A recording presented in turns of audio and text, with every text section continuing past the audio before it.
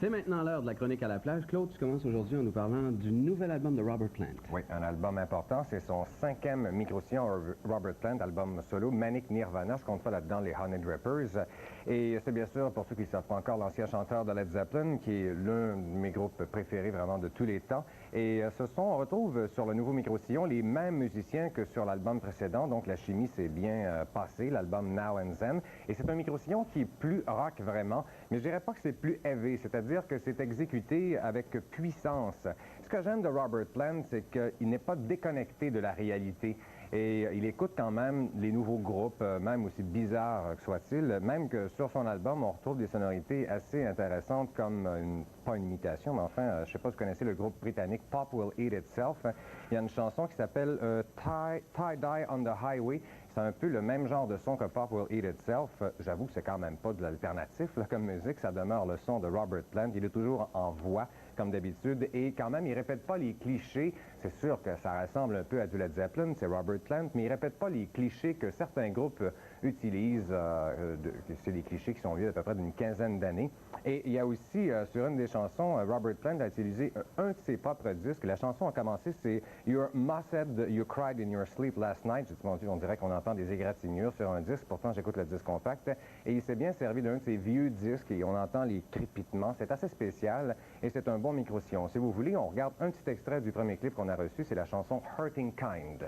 Let's talk about love. Let's talk about love. Let's talk about love.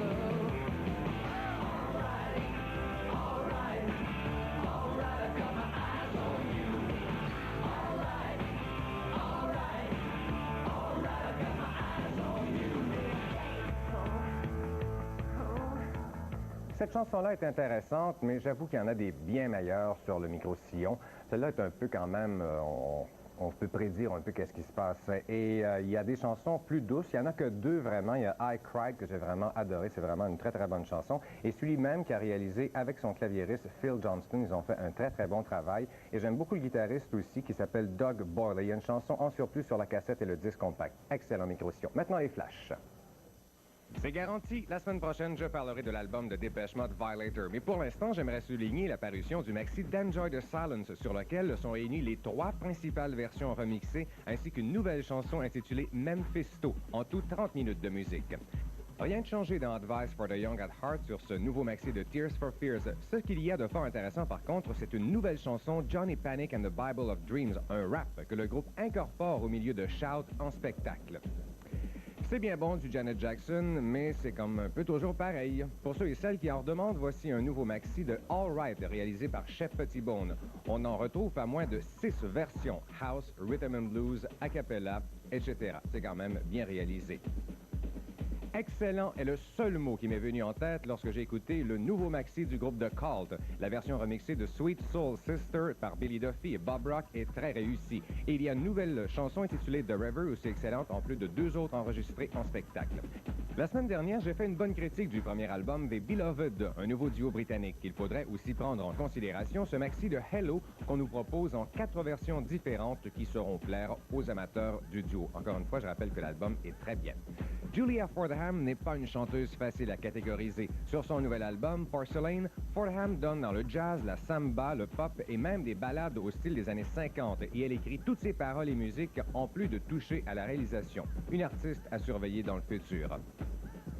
Galaxy 500 est un groupe américain relativement jeune qui reçoit d'excellentes critiques. Ici, on les connaît peu et pour vous éclairer, leur style musical n'est pas très loin de celui de Neil Young, soit du folk rock. C'est comme du vieux Neil Young par contre. Leur nouvel album s'intitule On Fire. Maintenant, les palmarès. Au Québec, les micro-sillons côté francophone les plus populaires en 5e, Cachetin. 4e, les Bébés. 3e, Laurent Jalbert. Numéro 2, Francis Cabrel. Et en première position, Philippe Lafontaine. Au Canada, côté micro-sillon en 5e, Milli Vanilli. 4e, Aerosmith. 3e, Alana Miles. 2e, Paul Abdul. Et au numéro 1, Phil Collins. Maintenant, le nouveau micro-sillon de Sinead O'Connor, I Do Not Want What I Haven't Got. Et moi, j'aimais bien son premier micro-sillon.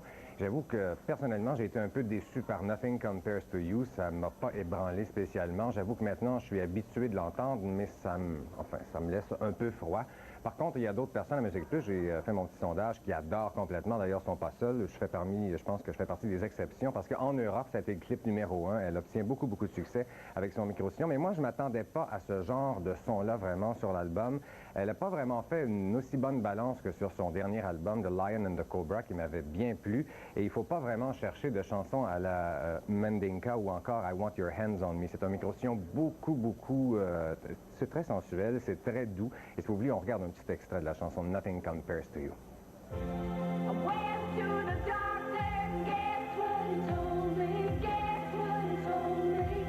He said, girl, you better try to have fun, no matter what you do. But he's a fool, 'cause nothing compares to you.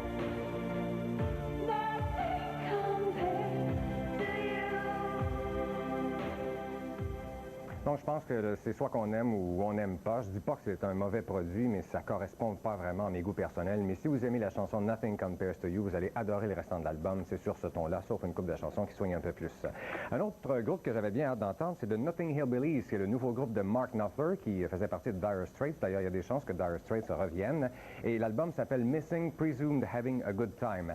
Et lorsque j'ai écouté l'album, j'ai eu l'impression, en fin de compte, d'écouter la bande originale d'un film western des années 50. Il manque juste un chien qui aboie un peu dans le background, dans le arrière-scène, si je puis dire. Et la chanson qu'on connaît, Your Own Sweet Way, ne représente vraiment pas le restant de l'album. On écoute un petit extrait de Your Own Sweet Way. There's nothing I can do, nothing I can say. You do what you want to, go your own sweet way. You'll go your own sweet, your own sweet way.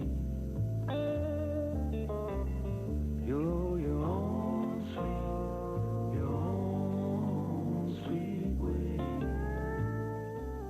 Ça, j'avoue que c'est une très bonne chanson. C'est la seule qui a été écrite par Mark Knopfler. Les autres chansons datent de 1951, 1949, 1938, et il y en a 4 qui sont des traditionnels. Ça veut dire qu'ils ont au moins 50 ans. Donc, si vous aimez le Southern Rock Country un peu, je vous propose l'album. Moi, c'est... D'autres palmarès, les voici. Aux États-Unis, selon Billboard, les 45 tours les plus populaires. En 5e, Lisa Stansfield. 4e, Tommy Page. 3e, Phil Collins. 2e, Taylor Dane. Et au numéro 1 pour la 2e semaine d'affilée, Alana Miles. Côté international, cette semaine en Allemagne, les micro-sillons les plus populaires. En 5e, Quincy Jones. 4e, New Kids on the Block.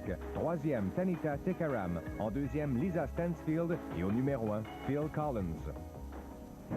Eh bien, les fans de Rush seront heureux d'apprendre que le groupe sera le 13 mai à Québec, au Colisée, et le 14 mai, c'est un lundi, à Montréal. Les billets seront en vente le 29 mars prochain à 10h, donc c'est vendredi. Et puis, il y a la rumeur veut que Voivod assume la première partie. Ah ouais? Tu les as vus, Rush, en spectacle, non? Jamais. Jamais, moi je les ai vus, je vais retourner les voir. C'est des pros, en tout cas. Oui, on se quitte sur Show, Don't Tell.